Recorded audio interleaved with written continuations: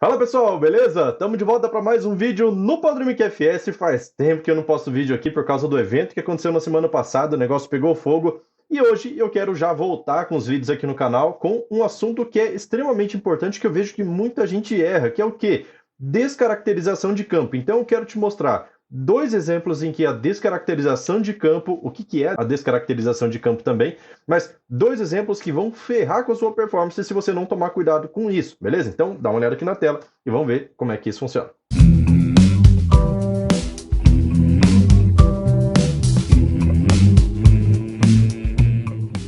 Então vamos lá, primeiro eu vou falar aqui o que é descaracterização de campo.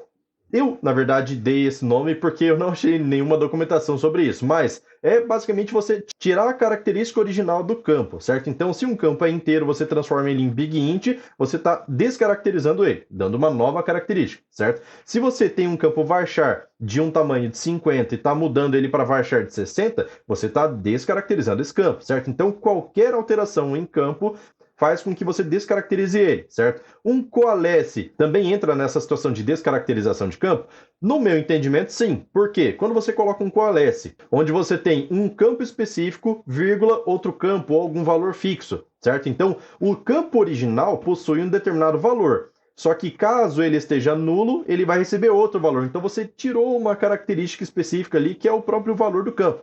Certo? Então, eu chamo de descaracterização de campo para ficar mais fácil de entender. Qualquer coisa que altere a característica do seu campo original, seja o tipo de dado, o tamanho, o valor, qualquer coisa assim, sempre vai ter influência em índice, certo? Então, eu quero te mostrar dois exemplos aqui que são os seguintes. Olha só. Primeiro, fazer um select aqui na tabela produto, tá? Então, select from produto P. E só para a gente observar, olha aqui, deixa eu pegar aqui alguns campos, né?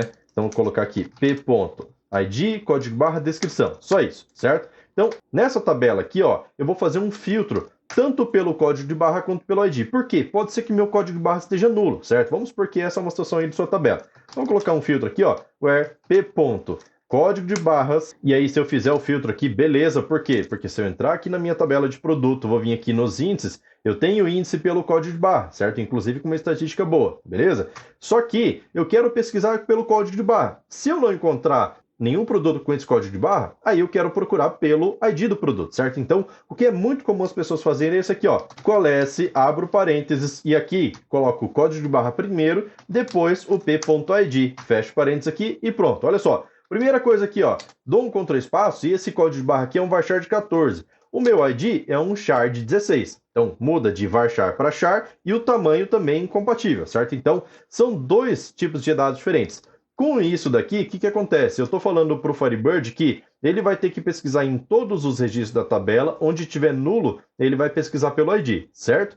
Só que esse cara tem um tipo de dados diferente desse. Então, o coalesce pode retornar um tipo de dado só específico, certo? Ou é char ou é varchar. Não vai retornar os dois. Nesse caso aqui, ó, ele retorna um tipo de dados específico, eu não sei dizer exatamente qual é o tipo de dado, mas só o fato de colocar um coalesce aqui, ó, eu estou mudando a característica do campo código de barra, certo? Então, se eu colocar aqui, ó, igual, dois pontos P, valor, vou dar um F9, eu vou pesquisar pelo código de barra número 1, por exemplo. Vou dar um OK, eu sei que existe esse registro, certo? Vou dar um OK e a gente tem aqui o nosso resultado. Eu encontrei um código de barra 1, certo? E aí eu ignorei o ID, beleza?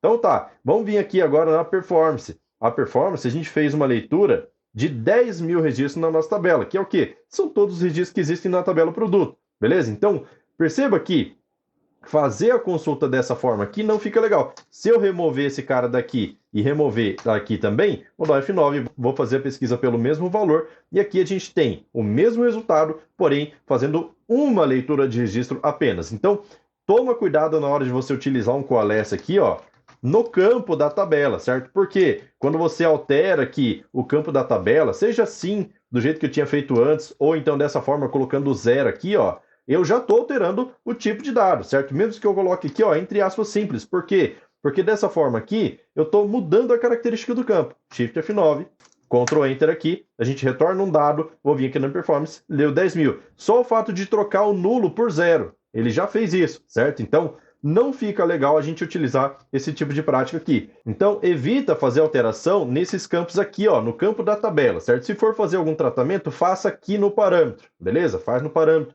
adiciona a condição de OR, alguma coisa assim, mas evita colocar coisas aqui. Inclusive, cast aqui faz diferença também, tá? Que é o exemplo que a gente vai ver agora. Por exemplo, vou pegar aqui, ó, select from log stock LE, certo? E aí aqui eu vou pegar alguns campos também, né? LE.id produto e DH movimento, tá? Então o ID do produto é o código do produto específico e DH movimento é a data e hora do movimento. Então veja bem, nessa tabela de log stock aqui, ó, se a gente observar os índices, eu tenho índice em cima da data e hora de movimento, tanto de forma crescente quanto decrescente, certo? A estatística aqui tá boa também. Se eu voltar aqui, ó, eu quero filtrar justamente por esse campo. Como que eu faço? Vou pegar aqui, ó, esse LEDH movimento, vou colocar where LEDH movimento, between, e vou colocar assim, ó, 2 pontos P, data inicial, end, 2 pontos P, data final. Isso aqui usa índice? Usa. Por quê? Porque eu não mexi nesse cara aqui, ó, no campo data movimento. Ele tem índice para ele. Shift F9, vou colocar aqui, ó, 1/01/2020, certo? Vou colocar das 0 horas até o dia 31/01/2020, certo? Até 23:59:59. Ctrl Enter e a gente tem aqui o nosso resultado, certo? Deu 36 mil registros. Vou dar um Shift F9, tá? Para a gente poder fazer um fat all aqui e saber exatamente qual foi a leitura total. Então vamos vir aqui em Performance e tem 36.442. Exatamente a quantidade de registros que foram retornados. Então não teve nenhuma leitura a mais do que deveria. Beleza? Então tá extremamente performático. Agora, entra aquela situação em que o usuário não quer ficar preenchendo hora aqui na hora que está lá na aplicação. Ele quer colocar assim, ó, eu quero tudo do dia 1º até o dia 31, independente do horário, certo? Então 31 até o final do dia e dia 1º desde o início do dia. Então, tem muita gente que utiliza assim, ó, coloca um cast aqui, vou colocar aqui, ó, as date, certo? E aí eu transformo isso aqui como data, e aí na hora de rodar esse select aqui, ó, Shift F9, ele mostra o campo do tipo date, certo? E aí, aqui ele não pede mais o horário, certo? Como ele não está pedindo horário, a gente sabe que esse campo aqui é um tipo date. Vou dar um OK, e a gente tem o nosso resultado aqui, ó, 36.442 registros, certo? De dados exportados. Vou vir aqui na performance e a gente fez uma leitura de 512 mil registros, certo? Então, perceba que só o fato de colocar um cast aqui para pegar a parte da data desse campo aqui e remover a hora, eu descaracterizei o campo. Mudei ele do tipo timestamp para o tipo date, certo? Então, esse tipo de prática não é legal a gente fazer, e se você precisa fazer algum tratamento aqui para buscar somente data independente da hora, compensa você ou criar um índice por expressão ou colocar um tratamento aqui, ó, para que ele concatene essas datas que foram passadas por parâmetro com a hora inicial e a hora final, para formar um campo do tipo timestamp, certo? Então, você transforma isso aqui em timestamp para que você não precise fazer o cast aqui, ó, certo? Então, dessa forma aqui a gente consegue.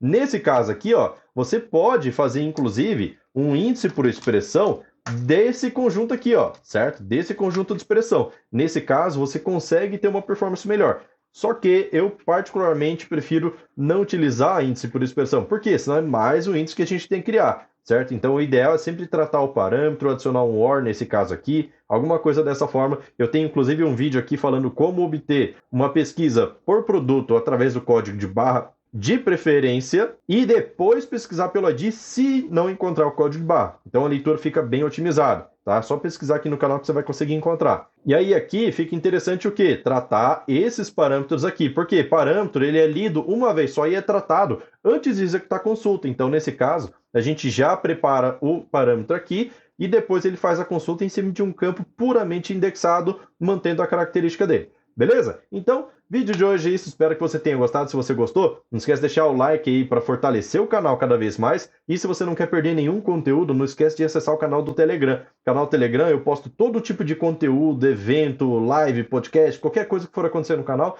eu sempre posto lá e você fica sabendo de tudo que vai acontecer sem perder nada, beleza? Desde que o assunto seja do seu interesse. Tranquilo? Então é isso. Vou ficando por aqui. Valeu, falou. Tchau, tchau.